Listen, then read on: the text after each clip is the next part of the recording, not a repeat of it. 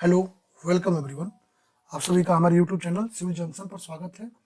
आज का हमारा वीडियो जो आपका एसएससी जेईई अभी आपका मेंस का आंसर शीट रिस्पॉन्स शीट आया है, उसके बाद जो कट ऑफ की बात हो रही है उसको लेकर हमारा ये वीडियो है। तो यदि हम बात करते हैं अपने कट ऑफ की, तो इसके एनालिसिस से कुछ पैरामीटर्स हैं जिसको हमने ध्यान में रखा है। एक पहले पैटर्न क्या था, उसके अकॉर्डिंग क्या आपका आता था मार्क्स। दूसरा, जो हमारे बच्चे टेस्ट सीरीज वगैरह में थे, ग्रुप्स में थे टेलीग्राम के, बाकी अदर जो डाटा आ रही हैं उन सबको देखते हुए हम एनालिसिस कर रहे हैं। हम यहाँ पर सीपीडब्ल्यूडी के लिए भी देखेंगे और बीआरओ के लिए भी देखेंगे, तो आपको लोएस्ट हाईएस्ट का लेवल लगभग लगभग कंफर्म हो जाएगा आपका। बाकी चलिए एक बार देखते हैं इन सब चीज़ों को। तो और भी एग्जाम में पैटर्न क्या चेंज हो उसके अकॉर्डिंग भी इम्पैक्ट पड़ता है, तो उसको भी देखेंगे। यदि हम देखें अपने डाटाज को, पहली बात दो चीज़ें हैं। एक तो एग्जाम पैटर्न चेंज हुआ है, तो उसमें क्या इम्पैक्ट पड़ेगा। यदि हम अपने डाटाज को देखें, चलिए ये तो 2023 2022 के पहले एग्जाम को देखते हैं, ठीक है। 2022 में यदि हम जाते हैं अपना 1 सेकेंड, 2022 में यदि हम जाते हैं 2022 के जो प्री एग्जाम पेपर 1 को देखते हैं, तो 110 मार्क्स लगभग लगभग पेपर 1 में आए थे। जनरल अदर जो आपका अनरिजर्व कैटेगरी है उसके लिए।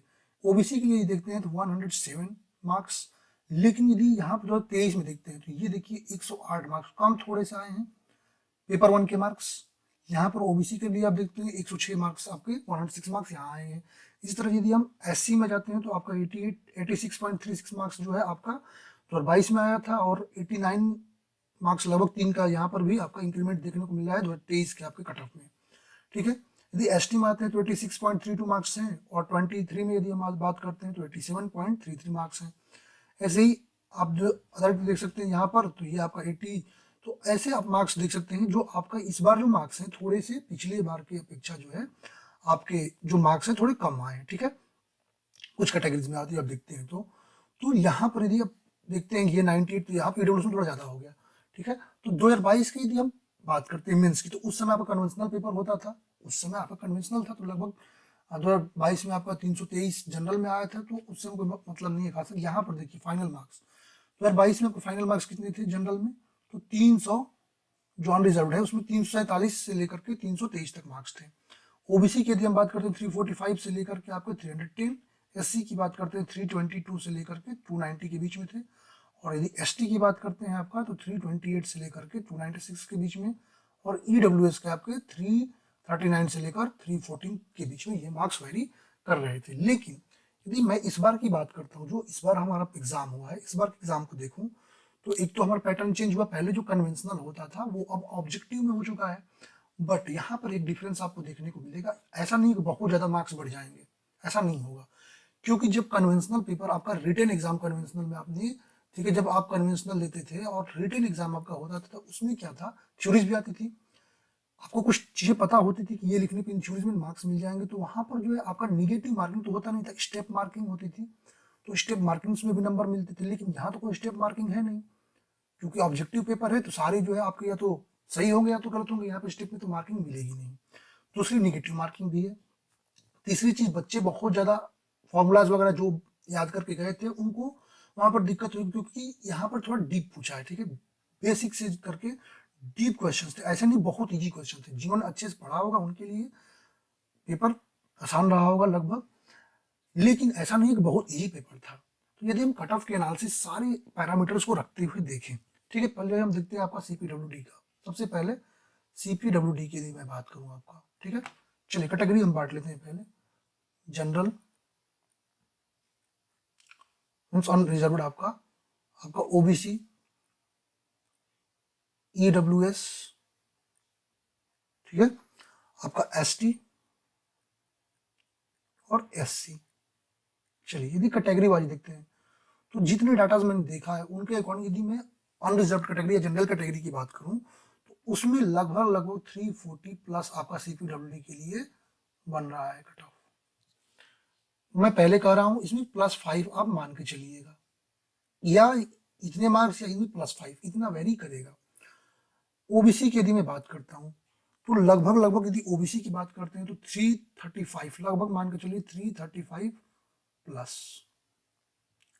ईडब्ल्यूएस की बात करें, बहुत ज्यादा डिफरेंस नहीं पड़ने वाला है, 3 आप मान के चलिए 32 के करीब, इससे ज्यादा डिफरेंस नहीं पड़ने वाला है। एसटी की यदि मैं बात करता हूं, एसटी की यदि मैं बात करूं आपका, तो ये मार्किंग आपकी 325 करीब 325 एसटी के लिए भी जाएगी। अब इसका रीजन क्या है इन मार्क्स का, तो ये बता दूं, यदि मैं 2022 की एग्जाम की बात करता हूँ, 2022 की, तो वहां पर जो वैकेंसीज थी, ठीक है, वो आपकी 2100 प्लस वैकेंसीज थी। बट यहाँ पर 2023 की यदि मैं बात करता हूँ, तो यहाँ पर 1100 प्लस ही वैकेंसीज हैं। ठीक है, तो यहाँ पर इसका भी डिफरेंस आपको देखने को मिलेगा। ठीक है, एसटी की यदि बात करता हूँ, अब चूंकि कैटेगरी में सीटें भी कम हो गई, तो उससे यहाँ पर जो है आपका देखने को ये मार्किंग्स मिलेगी जरूर आपको, ये कट ऑफ मिलेगा। ठीक है, तो यहाँ पर 320 करीब एससी में भी आपका रहेगा। ठीक है, ऐसे यदि मैं बीआरओ की बात करता हूँ, किसकी, बीआरओ की बात करता हूँ, तो उसको भी कैटेगराइज कर लेते हैं लगभग। जनरल आपका ओबीसी, ईडब्ल्यूएस, एसटी और एससी। यहां पर भी मैं अनरिजर्व कैटेगरी की बात करूं, तो बीआरओ में आपका लगभग मान के चलिए 325 तक, 325 प्लस। ओबीसी की यदि मैं बात करूं आपका, तो लगभग 320 प्लस मान कर चलिए, 320 प्लस। ईडब्ल्यूएस की यदि मैं बात करूं आपका, तो ये आप मानकर चलिए कि लगभग आपका जो है 317 प्लस, इसको ही मान कर चलिए, इससे नीचे नहीं जाएगा। एसटी की यदि मैं बात करूं आपका, तो आपका 300 तक मान के चलिए बीआरओ के लिए, 300 प्लस। और एससी के लिए यदि मैं बात करता हूं, तो ये आपका 290 प्लस मान के चलिए। तो ये मार्किंग्स आपके जो है कट ऑफ के हो सकते हैं। ठीक है, तो ये हमने पूरे एनालिसिस पे, जिस एनालिसिस पे मुझे लगा उस अकॉर्डिंग मैं आपको बता रहा हूँ, ज़्यादा इसमें वेरिएशन नहीं मिलेगा। दूसरी बात, जिन बच्चों का सिलेक्शन लग रहा है कि हो जाएगा, जिनके मार्क्स अच्छे आ रहे हैं इनसे, तो उनको कॉन्ग्रेचुलेशंस। और जिनका लग रहा है कि नहीं हो पाया किसी रीजन से, तो उनको भी परेशान होने की जरूरत नहीं है, क्योंकि वो अपने स्टडी के इस स्टेज पर आ चुके हैं कि अपने कंपटीशन के लगभग करीब हैं, तो उनको अब अपनी तैयारी में फिर से लग जाना है। हो सकता है उनमें से जो 2024 का भी आपका कैलेंडर आ चुका है, इसमें कोई टॉपर बन जाए उनमें से, उन्हीं बच्चों में जिनका इस बार सिलेक्शन ना हो, उन्हीं में से कोई टॉपर बन जाए। तो आप लोग निराश ना होइएगा, अपनी तैयारी में फिर से अच्छे से लग जाइए। मैंने आपको ये कट ऑफ एनालिसिस बता दी है। Thank you everyone.